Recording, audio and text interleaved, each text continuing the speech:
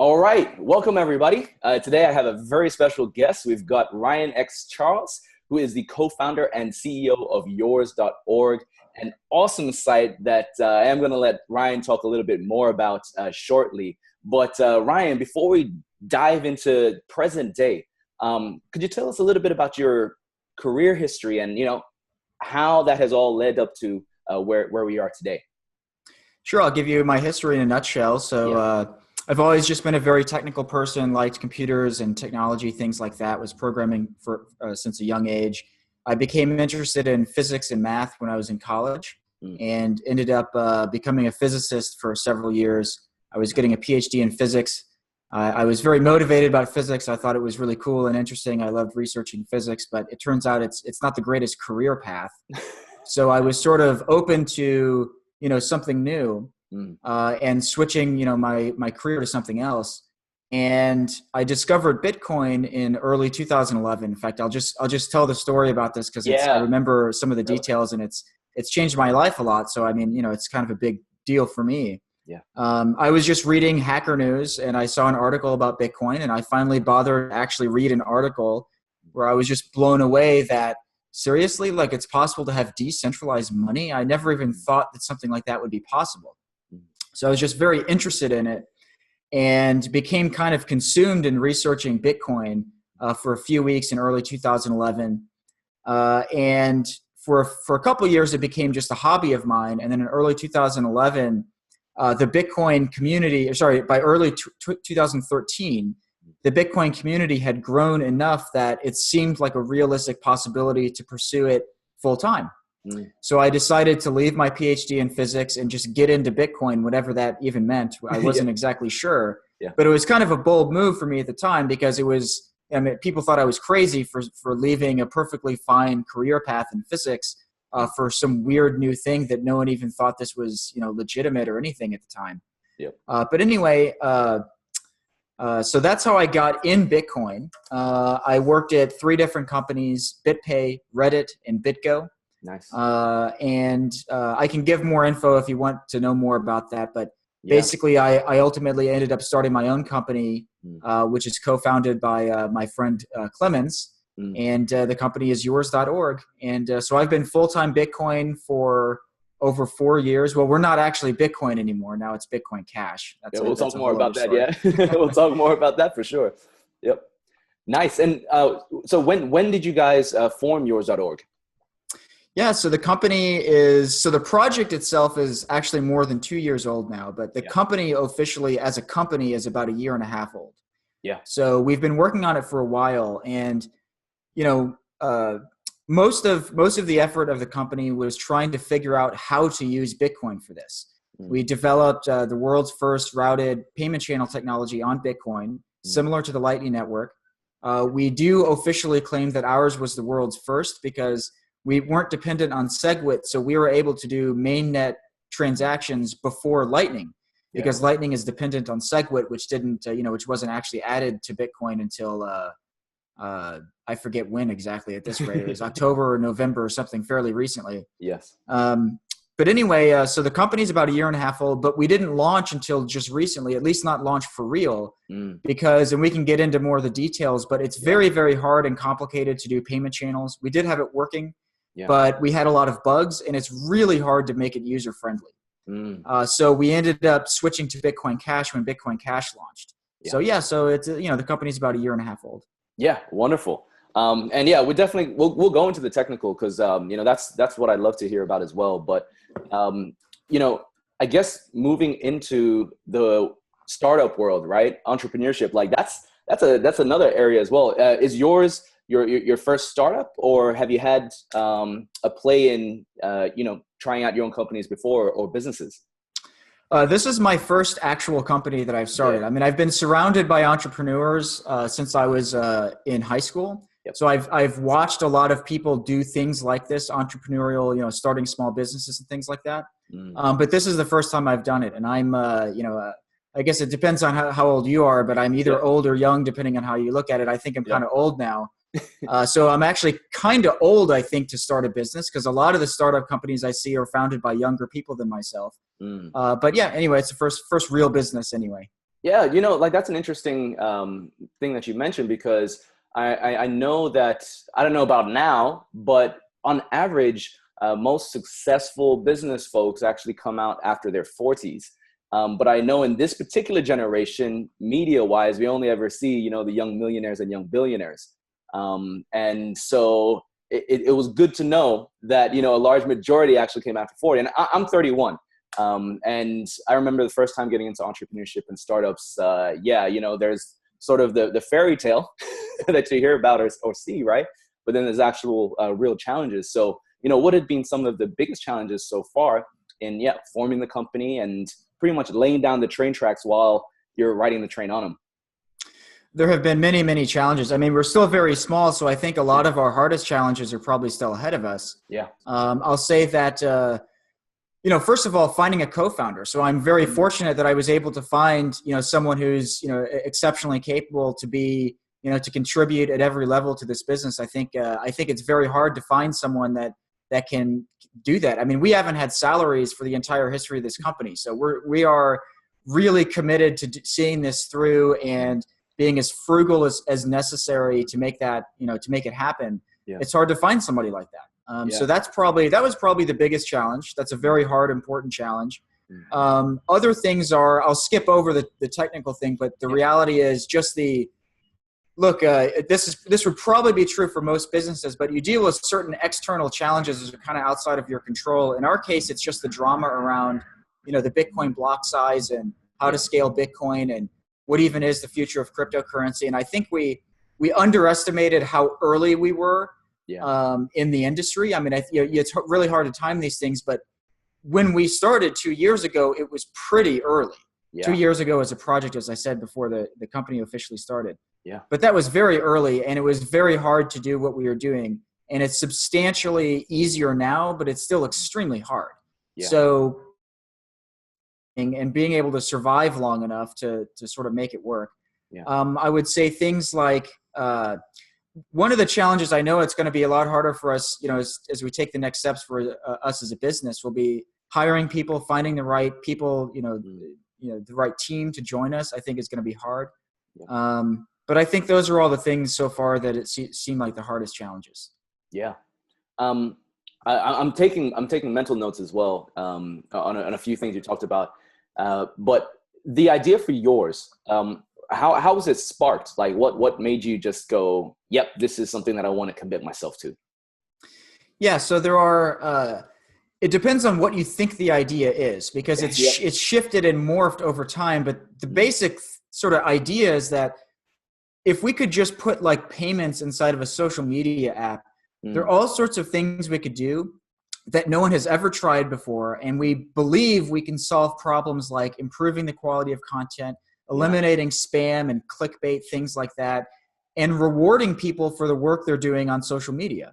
Yeah. So exactly what form it takes and so on has changed over time.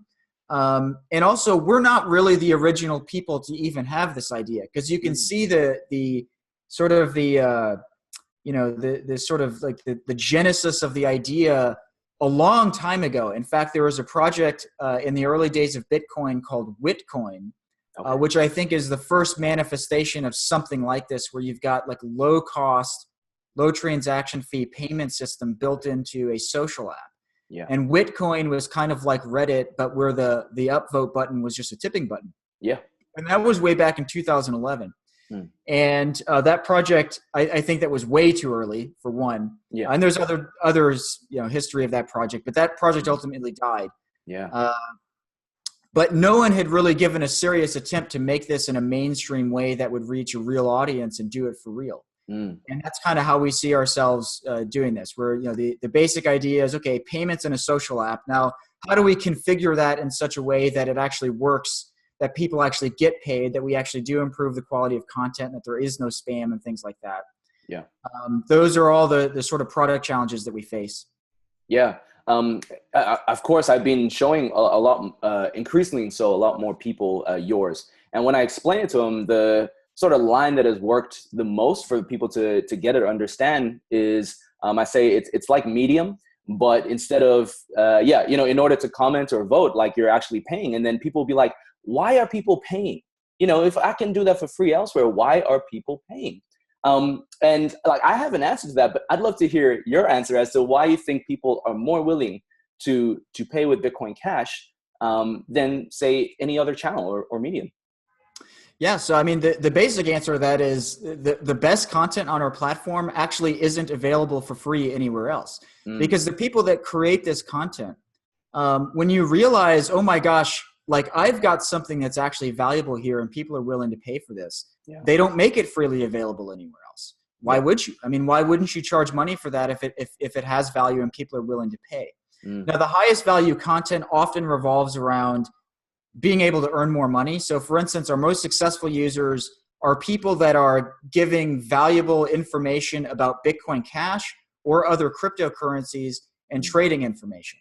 So the reason why people are willing to pay a lot of money for this stuff is that, well, if you spend, if we had one article where the author was charging $150 for the information, and he earned, I think, about $2,800 from a bunch of people that actually bought this information.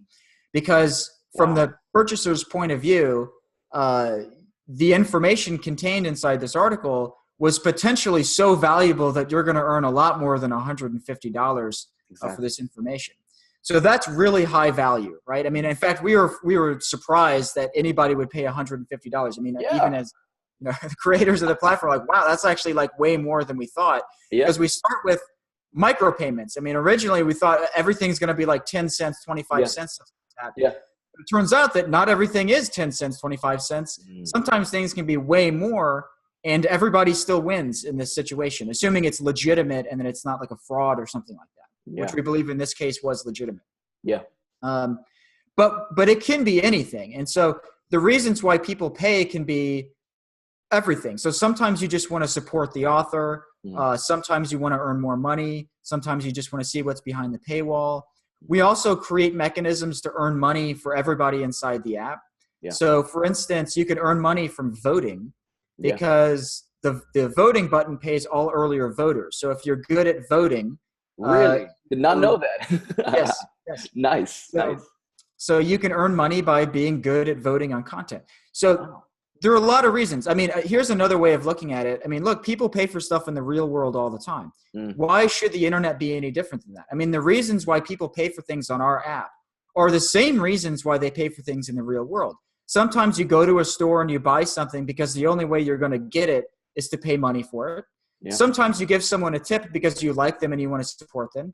Sometimes you invest in things. Sometimes you give people money because you want them to use that money for something of, important, where they're going to earn more money and give you more money back. That would be an investment. So that we're trying to model the app after the real world in that sense. So that theoretically, the reasons why people are paying for stuff on the app should be very similar to why they pay for things in the real world. Yeah, it's a very karmic loop as well, because I've noticed, most of my Bitcoin Cash is spent on yours. And what I love about it is that, there's a lovely surprise, especially at the beginning, when you've earned money for your article, right? Remember, like, the first article that I put out was a summary of Craig Wright's tweets. And, because people were like, yo, somebody should summarize this. And I was like, yeah, let me ask Craig if he's all right if I just did this for him. And so I did, and then I earned money from that. And I was like, whoa, that was a lot more than I expected as well. That one was just about $16. Because, it was 10 cents, right? I saw at the beginning, it was like 10 cents or 2 cents for comments. So I didn't think, be making more than $1. But, I did. But then as a result of that, I didn't think about cashing out or anything or pulling it out of the ecosystem. You just keep, commenting and voting and paying for other articles as well. And I think it's really well built in that sense. It keeps it in the ecosystem, and it's a great mechanism.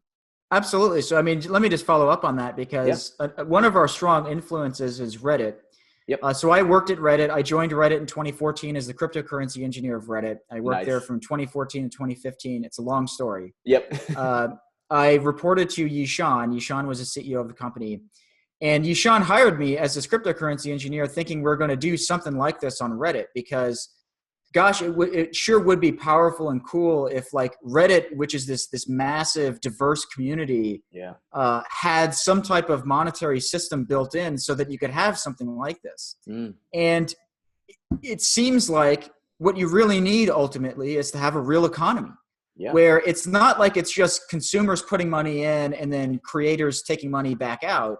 It's that the money's in the economy now. Yes. And so you can earn money and spend money in a loop inside the app. Yep. So we're influenced by Yishan's vision for Reddit.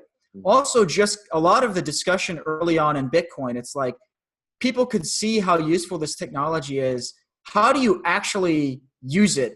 Yes. How is this actually going to work in practice in the real world? Yes. And so another important influence is just thinking through what you really need to do is you need to have an economy. You need to close the loop of people earning and spending money, in Bitcoin, in order to, sort of achieve this vision of making this stuff real in the real world and useful. Yeah. And a social media app is a natural way to do that. Yeah. So you would come at this from both those sides, from the social media side and from the Bitcoin side of putting these two together. It just checks a bunch of boxes of being, look, if we got a real economy here in the app, people earning and spending around in a circle, this is going to be amazing. I mean, this is going to be like, this has never been done before. Yes. And, people have it could be really amazing. People could earn lots of money for doing stuff on this app that there's just not a way to do this any other way. You got to have the payment system built into the app. Yes. Oh, man. Yeah. So one, you're definitely onto something. And two, what's Reddit doing with it? Right? Like, you're obviously there to assist in that. What happened?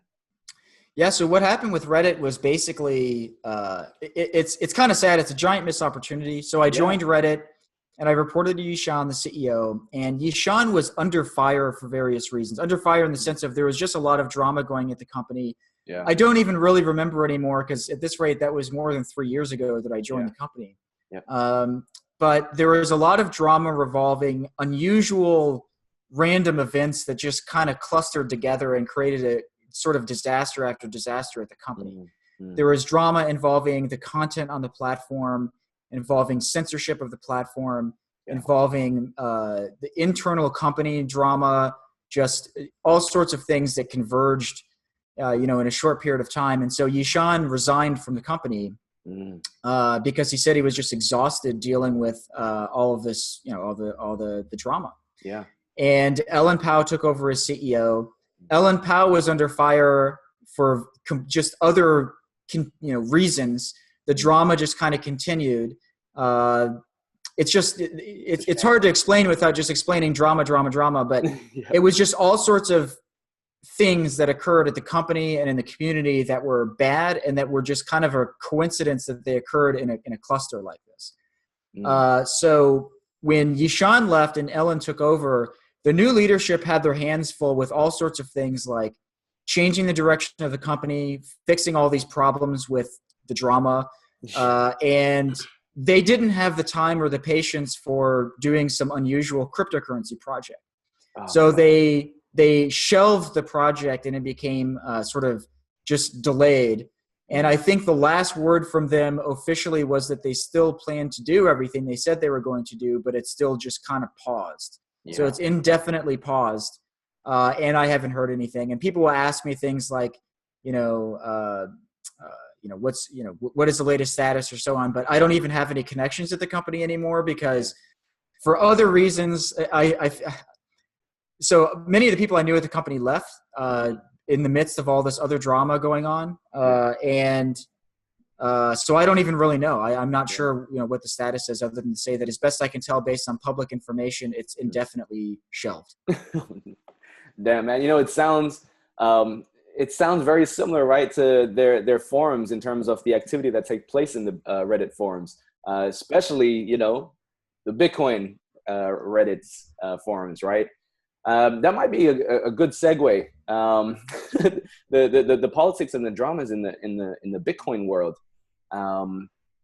What's your stance? Do you try to stay neutral, stay away? Do you find yourself getting involved, unwillingly or willingly?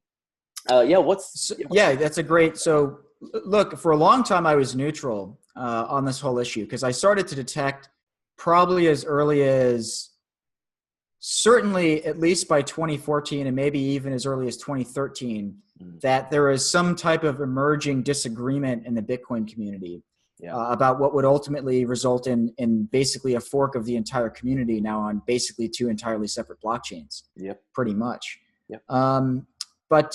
So what happened for me was, look, I tried to listen to everybody's, both sides of this ongoing block size debate, big blocks versus small blocks, and as well as all the other philosophy and technology and whatnot that was involved in the debate. And I was pretty neutral, but things just kept getting more and more extreme. Yeah. And by early 2017, what happened is, look, we were trying to build our business on Bitcoin, but Bitcoin just stopped working for us. Yeah. When fees got up to $5 in early 2017, our business, like even with the payment channel technology that we developed in order to lower fees, you can't require that people have to pay $15 to open an account with a social media app. Like, this was just out of the question. Like, that we don't even get that money. It's not like we're charging them $15 to us. Now, why does it cost $15?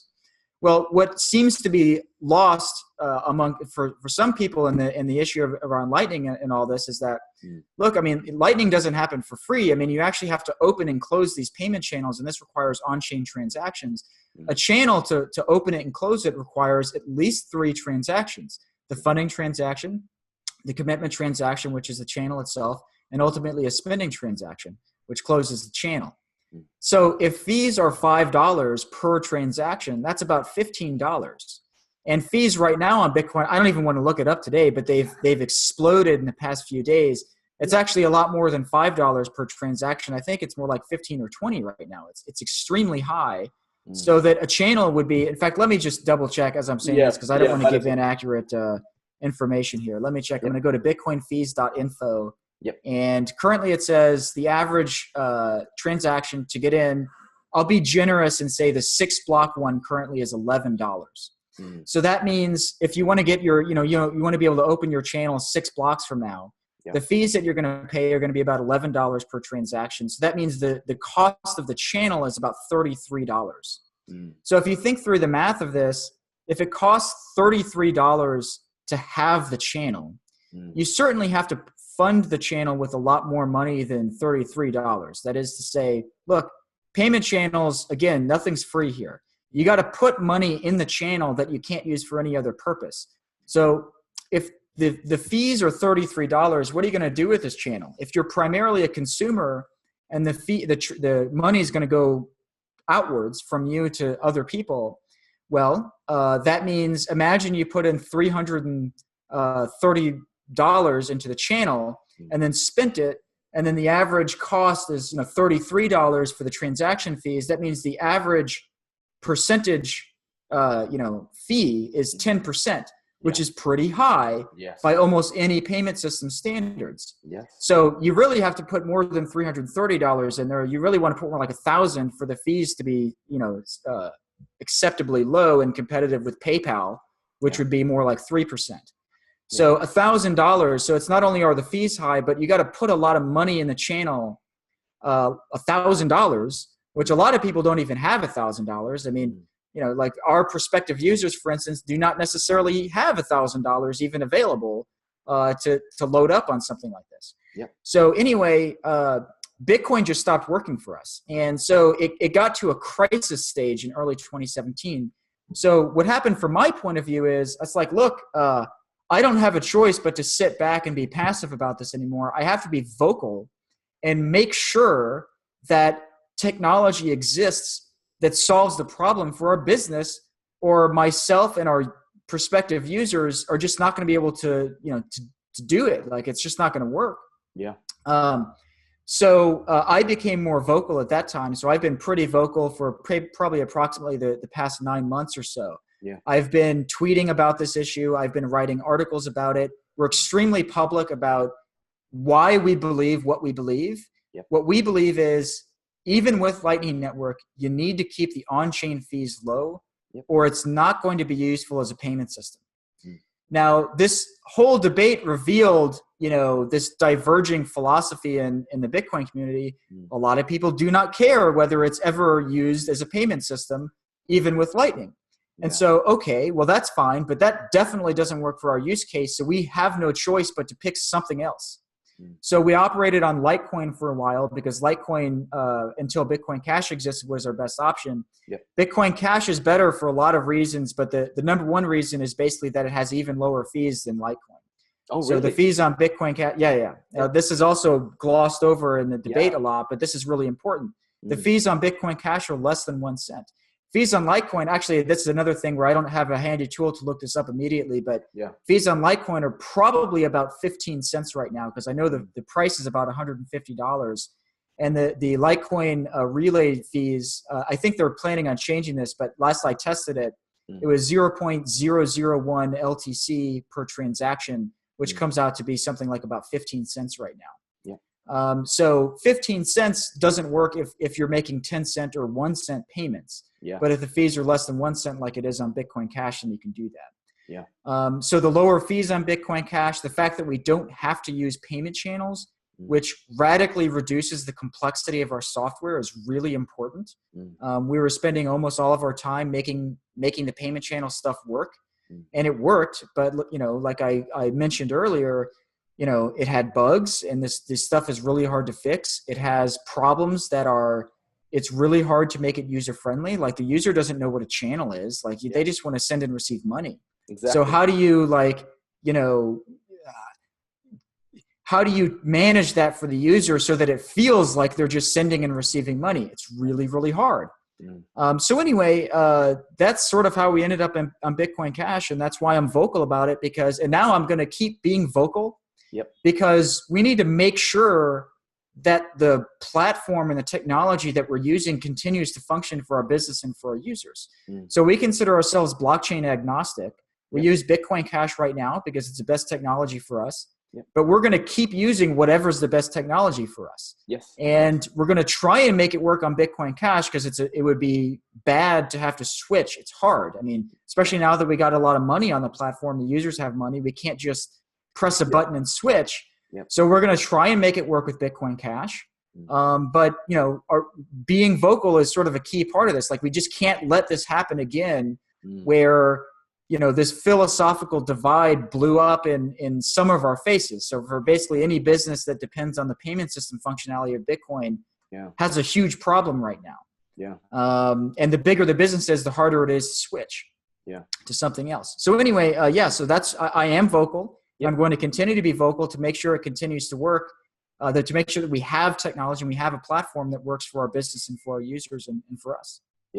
Have you been noticing that at least I have been noticing that there are increasingly more articles that are comparing Bitcoin to a religion. And, some people are using the analogy of the Blockstream or the Bitcoin Core side being the Catholics, and then, Bitcoin Cash being the Protestants in terms of that, that divide taking place. And, we definitely see like the avid supporters on both sides. Do you think it warrants merit, like that it is kind of true that Bitcoin has become a bit religious in the way that, Yes, I've used that metaphor myself. I see a lot of, in good ways and bad ways. I mean, I'll start with, well, let's see. I'll start with the good ways. I mean, there are good reasons to have, religions are good at having a shared belief system so that people can collaborate on something. That's actually a good thing. So, and that's similar with religions. It can be true for a company. If you have similar values, or like you could imagine like a nonprofit organization or something like that, where like you've got some mission and you've got some shared set of values so that you don't have to question the basics. So in the case of Christianity, Jesus Christ is the Son of God. You don't question this if you're Christian. I mean, it's kind of a basic fact about Christianity. We're all on the same, I'm not a Christian myself personally, but Christians are on the same page about that. It's not a question. In the Bitcoin community, it definitely seems to be the case on both sides of this debate. We've split off into, shared beliefs about things. And whether one side is right or wrong is a separate question, but it certainly is true that the beliefs and the values it's actually, in that sense, it's good in the same way that when, the Protestants, and I am not an expert on the history, so I'll try to not say something completely ignorant about this, but, I'll leave the religion part out of it because I want to say something too ignorant. But, look, it's actually good that both sides have clarity now. Like we both have, okay, so we don't have to argue with each other and battle about this. Let's just go our separate ways. And now from my point of view, and for those of us in the Bitcoin Cash community, this is awesome. Like, we don't have to debate what we consider to be really basic things anymore. We can just focus on, okay, well, what are the real problems we face and how do we solve these? Like, for instance, I love that the Bitcoin Cash community was able to hard fork very, very quickly to fix the difficulty adjustment algorithm. I consider this remarkable. Yeah. And it was a bit contentious. Not everyone agreed with the details and with exactly how it played out, but actually it's amazing because we all really wanted to fix this, and guess what? It's fixed now. Yeah. Is it perfect? No, but the other thing that's cool is now that we're all on the same page, we're going to hard fork again. There's going to be 2 hard forks next year, and the various developer teams, we're not really a part of it because we don't work on the protocol. Yep. But the various people who do have pretty shared ideas about what to do next, that there should be further hard forks, and we're going to come to agreement about certain things, and we're going to fix the issues and move forward. So this is awesome. So we don't have to debate and argue about whether or not to do some of these things. It's about how to do it and doing it. Yep. So I think it's a good thing in that sense. And so to conclude, to answer your question, I see a lot of similarities with religion. Yeah. The good things are the shared beliefs, the shared values. The bad things would be things like, this might be controversial, but I don't think it can be the case that all religions are equally true. I think they say things that are, mutually incompatible. And the same thing is true here. Like, our differences on the 2 different sides of the debate can't both be correct. Like, we really disagree about basic things. So I'm not sure that everyone's right. I think that some people are wrong about what they believe. And I'm open to the possibility that I'm on the wrong side, or that maybe part of what we believe is wrong or whatever. Yep. But it does also share that in common with religion, I believe. Yeah, it's very fascinating because, even those technical debates that we have, and I've seen many of them happen for both sides, right? The underlying belief systems, again, influence a lot of those debates. And when you're trying to debate on someone's belief, really both sides, a lot of the time, unless they're open, right, truly open to hearing the other side, it will just remain as such. So it's good to see. And I definitely feel like a lot of people have been making this analogy too of how Bitcoin Cash is at the moment in terms of the community. It feels a lot like the early days of Bitcoin. And, that's definitely positive. But as you said, I think it is important now that we just focus on the real problems and continue on that particular route. Yeah. So you covered a whole bunch of my questions that I was going to ask. So I'm glad you did that. So I'm just going to go through and see. Okay. Electricity consumption. All right. There have been a lot of people talking about Bitcoin, the Bitcoin network taking up a lot of electricity and its negative impacts on the environment. What are your thoughts on this? Sure. So this is a common criticism of Bitcoin. I think it's worth taking seriously because basically, if it's true that we're wasting electricity, I mean, maybe there's a more efficient way to do things. Personally, and this is something that I've basically, I've been involved in Bitcoin, as I said before, since 2011, and this is not something that I've dove into the details of. So I remain open to maybe there's a reason to be concerned here, but I strongly suspect that basically there's nothing to worry about. And the reason is as follows. I think people underestimate how much energy the traditional financial system consumes. It's not like, it's not like this is worse. It actually solves a really important problem of allowing people to collaborate with substantially less infrastructure. So, block size debate aside, once you're on a blockchain, the consensus is determined by, the rules on the network and the amount of mining power and so on. There's energy involved there, but there's also energy involved in feeding the people that operate the traditional financial system. They take energy, they have buildings with heating and cooling and computers and all that stuff. So the caveat is that I haven't run the numbers on this myself, but I'll just say that I strongly suspect Bitcoin is nowhere near as consumes as much energy as the traditional financial system. And I also want to say that I think the energy consumption probably cannot be removed. I think it's probably critically necessary for the functioning of Bitcoin because it allows you to have a measurable amount of security on the blockchain and a measurable way to determine what is the correct blockchain, what is the correct series of transactions, what is the correct ordering of transactions. Mm. If you try to do it a different way, you have that problem where it's actually really, really hard to know for sure without having this external property of the amount of energy that was consumed to determine the order of transactions. Yeah. So I strongly suspect no one is actually going to figure out a way to do it with substantially less energy consumption. So my answer to that is twofold. One is that it's probably no worse and is probably better than a traditional financial system. Number one, and number two, that I think it's probably a requirement in order to have global consensus that energy is being consumed. Yeah.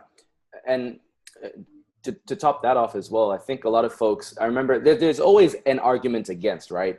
And I know that there were a few people who originally would ask, oh, what is this Bitcoin digital currency backed by in the real world, because it feels like it's just being made out of nothing. And then now they're able to see that there is a cost in the real world, in terms of electricity consumption. Like, aha, okay, now what are the negative impacts? But nobody ever asked, what is the impact of the internet, in terms of on the environment, right? All the data farms and nobody asked that because it has become just a normal way of life. And I think that was the original intention with Bitcoin as well, right? That it would just be so seamless, we'd just be using it. And then a lot of folks wouldn't necessarily be asking how does it work? And I think trying to let people understand that once these initial foundational years have taken place, that when we're just using it as a payment system or a cash system, it would just become ubiquitous. It would be everywhere. Now, on the topic of cash systems, right, and the philosophical divide, it seems like now Bitcoin at core, I'm getting confused too sometimes in terms of what to call, BTC. So let's just say BTC, Bitcoin. With BTC Bitcoin. Wow, I just completely lost the question that I had. Where was I? Well, let's see. Yeah, BTC. BTC. Between the two, BTC and BCH. Wow, it really just left me. You know what? We'll go on to the next question. It'll come back. Who are some of your trusted sources of info in the Bitcoin Cash world? Sure. Yeah, this is a really good question, because I actually think there's a problem in the Bitcoin Cash world that because we sort of forked off, we've lost a lot of information infrastructure. So everything kind of has to be started anew. So it's a problem, and it's also an opportunity. We need new forums. We need new websites that have information on them. Things need to talk about Bitcoin Cash and use BCH, and we need to be informed by the reality of the fork and what distinguishes Bitcoin Cash from Bitcoin. So the good, I'll just say that I'll tell you how I get information about this. First of all, because of the nature of who we are and our business and all that stuff, we've been able to get in touch with, many of the important people in the Bitcoin Cash world, such as basically all of the developers and the other businesses that are doing Bitcoin Cash stuff. So I'm on a number of different Slack channels. You and I both are, I think, on many of the same Slack channels. There's probably the new one. So yours.org played a cool role in helping the launch of the Bitcoin Cash Fund. They were able to use our platform as well as other platforms to help raise funds for this new sort of marketing initiative for Bitcoin Cash. I don't think it's just about marketing. It's kind of a generic, let's fund the growth of the Bitcoin Cash community. Correct. World. And they have a new chat, which is something like chat.bitcoinfund.cash or something like that, if I remember the URL correctly. cash.the.bitcoin-cash.fund. Okay, that's it. Yes. We'll have to work on that one. We got it.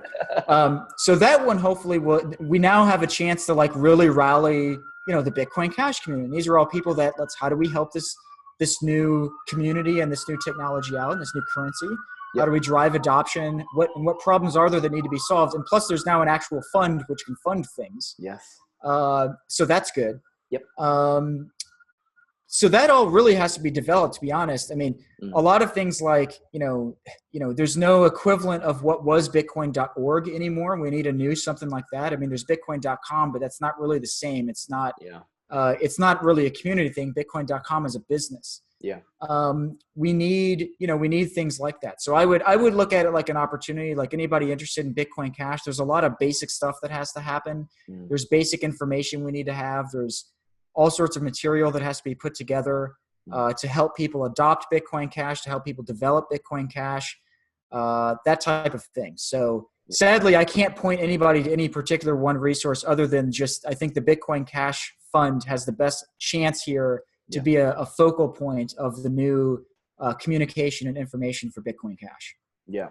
Do you find yourself still exploring the Reddit forums, or have you sort of distanced yourself from the Reddit side? I've distanced myself from Reddit actually several years ago. I mean, Yeah. even when I joined Reddit, the company, it was already the case that r/Bitcoin was on like a downward trend. And so it became less useful. And r/Bitcoin, as far as I'm concerned, is completely useless today because the level of censorship, in my opinion, is outrageous. I mean, it's just, you can't even rely on it. I mean, no one, even in the Bitcoin Core small block side, can rely on it for anything other than memes about the price. r/BTC is better, but r/BTC is, it's just not all the developers are on it, not all the businesses are on it. So it's not really a focal point. I do read r/BTC more often than I read r/Bitcoin. Same. In fact, in fairness, I probably browse it once a day. So I look at it probably daily, but it's not like I'm on there chatting or anything like that because it's just not really the focal point. I'm on all these other Slack groups and WeChat groups. And the reality is the community is pretty dispersed. So my opinion of Reddit is that, part of it is that there's a reason why we made yours.org. There are certain things I believe we're going to be able to do better than Reddit. So hopefully over the long term, I don't think we're quite there yet, but hopefully we can have really a place where high quality information can be shared and people can be rewarded and incentivized for producing that high quality information. So hopefully to some extent we can solve that problem on yours.org. Yeah. Oh man, you got my support for sure. The centralization debate. A lot of folks are, talking now about the miners, it being increasingly centralized. I've got my opinions on that, but, do you feel that people confuse the decentralized aspect of Bitcoin with the real world side? It seems like human beings, that side of things, trying to stay decentralized is very difficult. Right? There's always going to be some sort of centralization on that side. But what are your thoughts on the centralization versus decentralization, and what should people be most aware of? Yeah, well, okay. So, I think this is, it's just an element of philosophy where the two different sides, I think, disagree so deeply about even what does decentralization even mean. I don't think they're like, if you try and look up what are you even talking about when you say decentralized?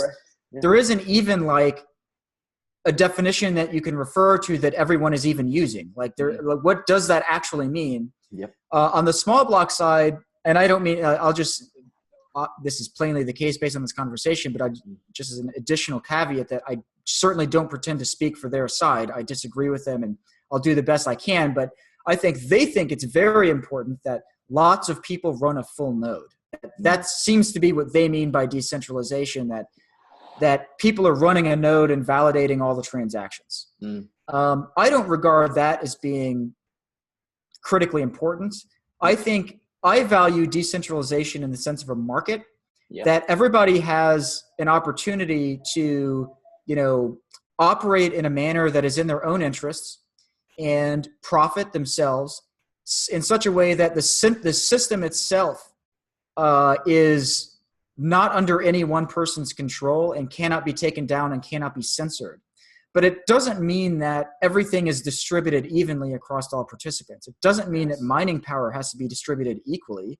It doesn't mean that everyone has to run a full node.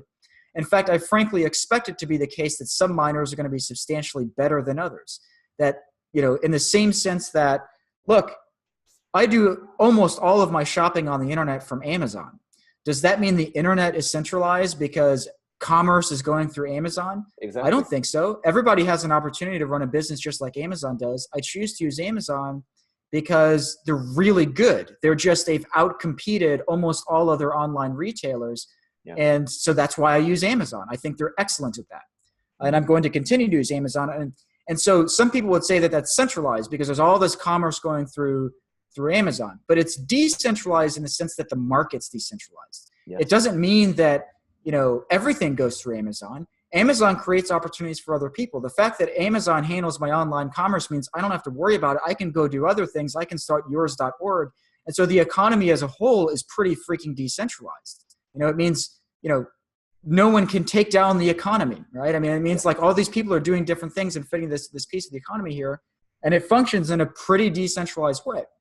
So that's how I look at it. I adopt a market philosophy of this on this issue, and I think that to me, what decentralization means is the economy is decentralized, that no one person is processing all the stuff. Everybody's doing different things. But specialization is okay because one particular type of thing goes through one party is not a problem. That's okay, and I expect that because that's what happens in the market, that some people outcompete others at their specialty. So specialization is good. And I think that's a distinguishing feature between, in my opinion anyway, on sort of the big block side versus the small block side. I think the big block side is very market friendly. Just to bring it down to earth on the Bitcoin thing, for instance, I think one of the ways to solve scaling of Bitcoin Cash is to create market incentives for running a node, okay? What we need to do is we need to use Bitcoin Cash as a monetary system and as a smart contract system to allow people to earn money for validating transactions. Because if you can do that, you can still do it trustlessly, and you're depending on Bitcoin Cash itself as a blockchain, as an economic system to ensure the validity of these transactions while still being able to offload the processing of the validity, the checking of the validity onto specialized nodes who you don't necessarily control, but you can rely on the smart contracts to hold. For instance, if they incorrectly, they lie to you and they tell you that your transaction's valid when it's not, you get your money back because it's built into the smart contract, okay? So I believe that's the way to do it, is to inform, is to take market economics and inform everything about scaling and allow people to specialize, but to do it in a manner that is still trustless or trust minimized, and where the censorship resistance properties and the robustness of not being able to take the thing down because there's no one person you can go to take down the system, that if you take one person down, everything else just compensates. So long as those properties hold, that's what I'm interested in. Man, yeah. I think Nchain did put out something about smart contracts coming in the new year for Bitcoin Cash. So yeah, that'd be a great forward movement. I think I remember what I was going to talk about before, that moment where I just went completely blank. Sure, yeah. The microtransactions and, the less than $2 a day, Bitcoin being for those on less than $2 a day as well. I'm sure you remember that tweet from the CEO of Blockstream and, the debate that was happening around there. Mm-hmm. Does that form part of the Bitcoin that you got involved with as well from the early days? There's no question. No question. That absolutely was the vision. The vision here is we've got sound digital money that can be used by everyone in the world. The thought that this is going to be something used by wealthy people in, developed nations and that it's off limits to poor people is absurd. Yeah. That's that idea is brand new. No one used to think that in the Bitcoin world. I would say from the very beginning until 2013, 24. Frankly, the thought that anybody is even now suggesting, I think that's as new as 2017. I never heard that idea before, that this is supposed to be off limits to everyone but rich people. In my opinion, this is critically important. This is a prerequisite to me being involved in this whole thing. We want to reach everybody in the world. This is sound digital money for everybody with smart contracts. Okay, sound digital programmable money for everybody in the world, not just for some elite people or something like that. So it's critically important. Yeah, I know. And Craig was talking about this, giving some history lessons as he does about. I think he was talking about the Spanish Empire and the mercantilist belief system there, and the hoarding, right? The hoarding, the value of hoarding. And that seems to have overtaken, BTC Bitcoin, where it's about a store of value now. And it's amazing to me how the narrative has been changed, that people are just accepting, it's more of a store of value, not a global cash system anymore, or electronic cash system. Which, it defeats the purpose of Bitcoin. And that's why it's like, how can you still say it is Bitcoin when it's not even, it's not even meant to use as cash now? The debate is so weird because it used to be that they pitched Lightning Network as the way to do this. But what seems to be happening in recent months, they don't even really pitch Lightning Network that way anymore. They're like, well, I'm not even sure Lightning Network is actually going to do that. Really, it's just for like rich people and like institutions. Like, I can't believe it came to that, where like people actually now believe that this is for settlement between large institutions and wealthy individuals. That's it. I mean, that has no relationship to the form of Bitcoin that I got interested in back in the day. Yep. And I feel like that vision, that's what got Bitcoin to where it is today, in my opinion as well. Yes. And now that vision is just being overtaken by, I guess, greed, if you want to call it that. And I forget where I said this, but in one of my tweets or articles or something, look, Bitcoin is being carried by Satoshi Nakamoto's vision and the momentum of the brand. Yeah. And the people buying in today, I mean, there's clearly a mania going on because the price is going to the moon right now. Yeah.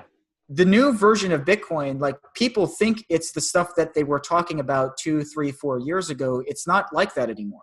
No. This is now different. We now have split the community, and the people that have the brand Bitcoin have a very different vision for Bitcoin than what people used to talk about. So I think that a lot of the reason why the price continues to go to the moon is a mania based on an incorrect understanding of what BTC is right now. It's not like that anymore. And the utility is extremely low compared to Satoshi Nakamoto's vision, as best I can tell. Yeah. All right. I guess, time will tell. And, we're obviously taking a stand on our side. All right. Got a few more questions and we'll wrap it up. But what investment tips do you have for someone who's getting started in the crypto world? Yeah, I mean, look, I consider myself a former Bitcoin maximalist. So I was invested, I don't want to give any details, but invested predominantly in Bitcoin for a long time. I'm no longer in fact, I no longer own Bitcoin BTC anymore at all. I sold all of it because I don't even understand the investment thesis anymore. I think, and just to put it crudely, I think I described Bitcoin, BTC, as high fee coin, which I think is a stupid idea. I mean, like, when I just look at it objectively, and I've removed myself from the fact that I've been involved in the Bitcoin community for all this time, I think high fee coin is a stupid idea that has no value proposition for almost anyone. It's just a speculative mania. Yeah. So look, but I'm not saying the price of Bitcoin is going to crash. Okay. I mean, who knows? So when it comes to investment information, I'm going to take the easy way out on this and just say that, look, you really need to do your research and understand what you're buying and make intelligent decisions about what you own in what proportions and how it is that you own it and secure it. Yep. So be very aware of, what is the technology here? Do you know that the technology is legitimate? Is this for real? Or is it a scam? Because some of these things are scams. Yeah, so many. And how are you possessing this? Do you hold it on an exchange? Can you trust these people where you hold it? Maybe you can, maybe you can't. And if you don't hold it on an exchange, how are you doing that? What wallet are you using, and so on? So my best suggestion to people is, how much money are you putting into this? And consider, what fraction of your time do you think you ought to put into research, given how much of your money you're putting into it? If you're putting in 1% of your net worth, maybe it's not that important to do extensive research and you can just play with 1%. If you're putting in 99% of your net worth, or maybe 120%, as I know some people are in a mania like this, they take out loans. Yeah. You better be really sure.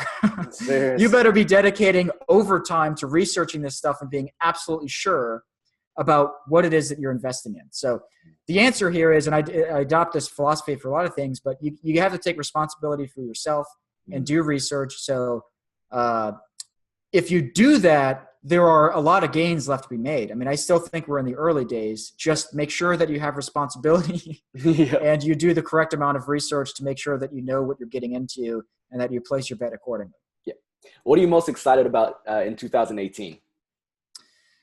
Well, I'm most excited about Bitcoin Cash because you look at what are the top cryptocurrencies. I think BTC is ridiculously overhyped and has no utility anymore. Ethereum has a bunch of problems that I think were not obvious early on.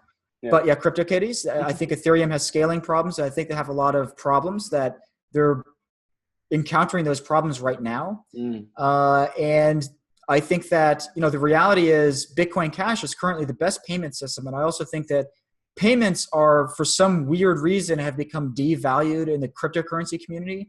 I think payments are critical and are the top use case for cryptocurrency. Being able to send money internationally at practically zero cost is ridiculously powerful in a permissionless way. Like on yours.org, you don't even know who you're paying. You just know what their name is. You can send somebody 1 cent anywhere in the world for almost zero cost. That's unbelievable. That did not used to be possible. So I think Bitcoin Cash is the most interesting blockchain for that reason. You scroll down the list and look at the other ones. The only other one that I think is also interesting and that I don't want to tell anybody to invest in just because it just went through like an epic rally is Dash. Dash is interesting because they treat payments seriously. And I don't even own any Dash. I'll just say that as I just genuinely believe, like, I'm blown away with what they've been able to achieve in their community because they value payments, first of all, but also the way their funding mechanism works has really proven itself to be effective. They're able to move their community forward in a coherent way based on their funding, their internal funding mechanism. That's just, I find it very impressive. So Dash would be the other one that I think is, sort of a top one on my list. Many of the other ones are frankly scams, and I won't even name any names, but that's why I say you better do your research. Actually, I will name one name. I find it very interesting that people are struggling to even transact whatsoever on IOTA. IOTA seems to have some serious fundamental issues. They've got a central coordinator. Is this even decentralized? Does the thing even work at all? How is this thing number 4 on CoinMarketCap? I'm very suspicious of IOTA.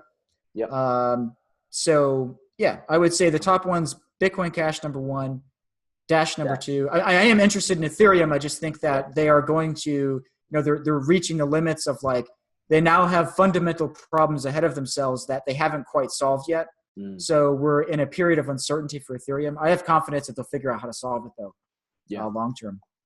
But yeah, that's it. I'll stop there. No, man, it's awesome. That's that I'm sure folks who will be listening, who are listening, are definitely going to soak that up and hopefully do more of their own research as well. I'm pretty optimistic about Dash as well. I think Cliff High, I don't know if you're familiar yet with his work or not. Predictive linguistics.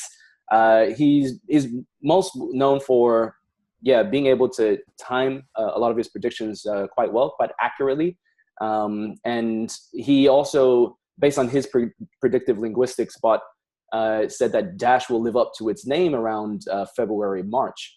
And so it's one of those on my, to watch list as well. And we'll see what happens. So it's interesting you got your eyes on that as well. Okay, and then final question. This one's a little bit of a fun, lighthearted one, but if you could be any animal in the world, what would you be and why? Yeah, let's see. I'll give it a serious thought. I mean, first of all, my first immediate thought is like this just, I mean, I was asked this question when I was a child. Like I remember talking about this when I was like 5 years old or something. I always wanted to be an eagle because it would be so cool to fly around, and, be like a predator in the sky and like, be like, just seem like very free. And maybe because I'm American, maybe that has part of, there's something about eagles or something that's American maybe. But that's the first one that comes to mind. But I'll leave it at that. I won't name other ones. I think that one, just because it's from when I was a child, I wanted to be an eagle. So I think I'll stick with that. Oh man, you're starting to soar, man. So you get to hopefully live that dream very soon. All right, well that's it from me in terms of questions. Ryan, thank you so much for your time. Learned a lot, and look forward to the success of yours. You'll be seeing me there as well, and all the best. Okay, great. Well, thank you very much. I enjoyed this. This was fantastic, George. Hope to see you again sometime soon, man. For sure.